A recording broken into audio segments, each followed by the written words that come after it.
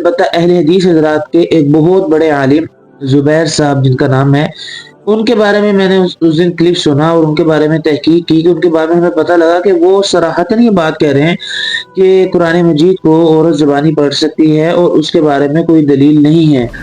حائضہ قرآن پڑھ سکتی کہ نہیں پڑھ سکتی ہے؟ قرآن و سنت میں اس کی ممانعت کی کوئی بات نہیں ہے۔ اللہ کے نبی صلی اللہ علیہ وسلم نے حائضہ کو نماز پڑھنے سے منع کیا، اس کو نہیں پڑھ سکتی، بالکل بھی نہیں پڑھ سکتی۔ یہ حدیث میں آپ کے سامنے رکھ رہا ہوں تاکہ جو بات ہے آپ کی وہ کلیئر ہو جائے کہ ٹھیک ہے، تو لہٰذا یہ گفتگو سن لیجئے، اور یہ حدیث میں نے آپ کو پیش بھی کر دی کہ ایسا ہی ہے جیسا ہم آج تک سنتے آئے۔ السلام علیکم ورحمۃ اللہ وبرکاتہ، امید ہے کہ آپ سب خیر و عافیت سے ہوں گے۔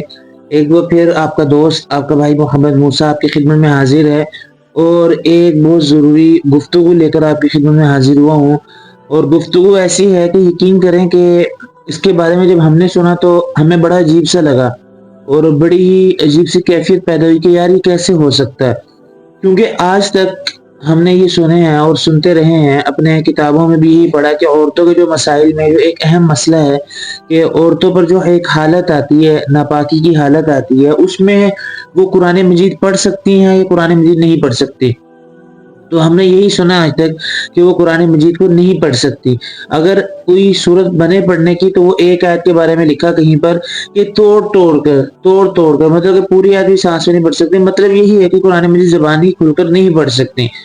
لیکن چند لوگوں نے یہ بات پوچھی کہ ڈاکٹر فرد ہاشمی صاحبہ جو ہے نا، وہ کہتی ہیں کہ قرآن مجید زبانی پڑھ سکتے ہیں، تو البتہ ڈاکٹر فرد ہاشمی صاحبہ کے بارے میں تو ایسی بات نہیں ملی۔ البتہ اہل حدیث حضرات کے ایک بہت بڑے عالم زبیر صاحب جن کا نام ہے، ان کے بارے میں نے اس دن کلپ سنا اور ان کے بارے میں تحقیق کی کہ ان کے بارے میں ہمیں پتہ لگا کہ وہ صراحتاً یہ بات کہہ رہے ہیں کہ قرآن مجید کو عورت زبانی پڑھ سکتی ہے اور اس کے بارے میں کوئی دلیل نہیں ہے۔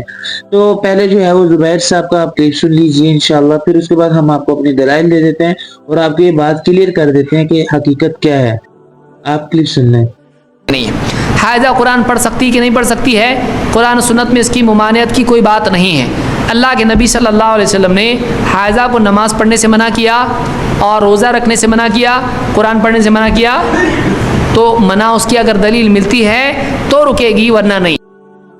آپ نے کلپ سنا جس میں زبیر صاحب یہ فرما رہے ہیں کہ ایسی کوئی دلیل موجود نہیں ہے، تو اور قرآن مجید پڑھنے کے لیے بندے کا پاک ہونا ضروری ہے، اور پاک اگر قرآن مجید بندہ نہیں پڑھ سکتا تو اللہ کے ذکر کیوں کر سکتا ہے؟ تو اس طرح کی انہوں نے بات کی۔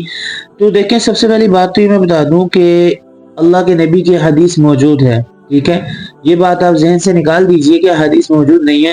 ایسا کیسے ہو سکتا ہے کہ اللہ کے نبی نے کوئی بات اس بارے میں نہ فرمائی ہو؟ ترمذی شریف میں یہ حدیث موجود ہے، میں آپ کے سامنے رکھ بھی دیتا ہوں کہ جنبی جس پر غسل فرض ہوا ہو اور وہ عورت جو کہ ناپاک و حالت حیض میں ہو، وہ قرآن مجید کو نہیں پڑھ سکتی، بالکل بھی نہیں پڑھ سکتی۔ یہ حدیث میں آپ کے سامنے رکھ رہا ہوں تاکہ جو بات ہے آپ کی وہ کلیئر ہو جائے کہ حقیقتاً ہم کس بات پر عمل کرتے ہیں۔ ہاں، رہی بات دوسری کہ قرآن مجید کا نام لینا جو ہے وہ ذکر کرنا، دیکھیں ذکر علیحدہ چیز ہے، ذکر مختلف چیز ہے، اور پاک ہونے کے لیے قرآن مجید پڑھنے کے لیے تو وضو کرنا بھی ضروری ہے، لیکن اگر آپ ذکر کرنے لگیں، اگر قرآن مجید کو چھونا اور پکڑنا ہو تو اس کے لیے آپ کے لیے وضو کرنا بھی ضروری ہے، لیکن ذکر کے لیے آپ کیا کہتے ہیں وضو کرنا ضروری نہیں ہے۔ لیکن اگر تمام صورتحال کو دیکھا جائے تو ذکر اور جو قرآن مجید ہے وہ مختلف ہے، لہٰذا ذکر کو قرآن مجید کے اوپر نہ ایسی دلائل دی جائے کہ ذکر سے آپ قرآن مجید کا پڑھنا ثابت کریں، ٹھیک ہے۔ تو لہٰذا یہ گفتگو سن لیجئے، اور یہ حدیث میں نے آپ کو پیش بھی کر دی کہ ایسا ہی ہے جیسا ہم آج تک سنتے آ رہے ہیں۔ یہ جو نئی باتیں پروموٹ کر دی جاتی ہیں یہ اکثر انسانوں کو بہت زیادہ جو ہے نا ذہنی طور پر جو ہے نا بہت زیادہ پریشان کر دیتی ہیں، یار یہ کیسے ہو سکتا ہے۔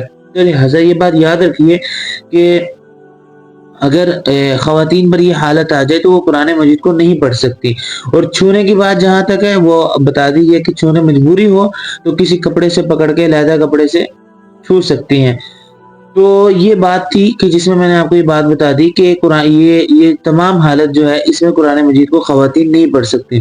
اور ایک اہم بات کہ اہل حدیث حضرات جو ہیں یہ تقلید نہیں کرتے، اور تقلید نہ کرنے کی وجہ سے چند ایسے مسائل جو کہ علماء نے ان کو تطبیق کیا ہو، علماء نے ان کے مستنبط کیا ہو، یہ اس کا انکار کر دیتے ہیں۔